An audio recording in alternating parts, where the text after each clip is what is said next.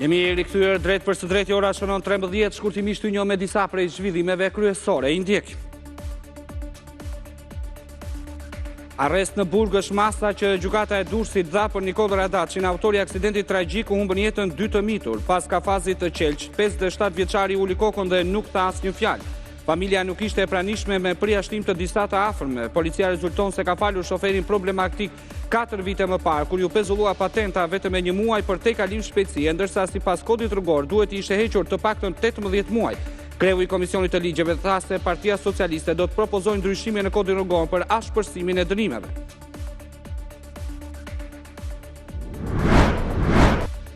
Komisioni i jashtëm në Parlamentin Evropian miratoi raportin e vitit 2025 për Shqipërinë, i cili do t'i kalojë për miratim seancës plenare. Dokumenti hartuar nga SHDR mori 58 vota, ndërsa në të theksohet nevoja për reforma më të thella dhe të qëndrueshme. Ministri i jashtëm Ferit Hoxha thotë se vendi ynë konfirmohet si pararoj në zgjerim dhe vlerëson për reformat e ndërmarra. Nga bujtinat, hotelet, apartamentet, agroturizmat, restorantet, kafenet, klabet e deri tek stacionet e plazheve apo aktivitetet ujore, të gjitha do të jenë në lupën e administratës tatimore si pjesë e planit për kontrollet në sektorin e turizmit për këtë vit. Plani me 8 pika synon të godas evazionin fiskal dhe bizneset që operojnë të paregjistruar. Për këtë do të merren të dhëna edhe nga platforma Booking, Airbnb për verifikimin e çmimeve që ofrojnë strukturat akomoduese.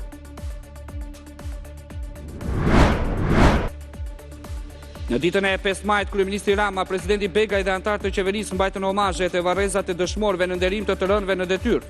Të paharrueshëm dëshmorët e Adheut, shkruajti kryeministri Edi Rama në rrjetet sociale, ndërsa ish presidenti i Republikës Ilir Meta nga qelia shpreh se vepra e tyre shërbeu si thirrje për të qëndruar gjithmonë të gatshëm për çdo sakrificë në mbrojtje të lirisë, sipas tij të kërcënuar nga uzurpatorët që interesin kombëtar e trajtojnë si një gjë pa vlerë.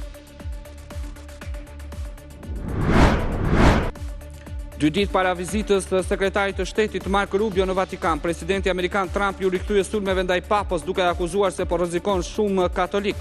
Papa preferon të flasë rreth asaj se si është e pranueshme që Irani të ketë një armë bërthamore. Kjo nuk është një gjë e mirë, ka shtuar Trump.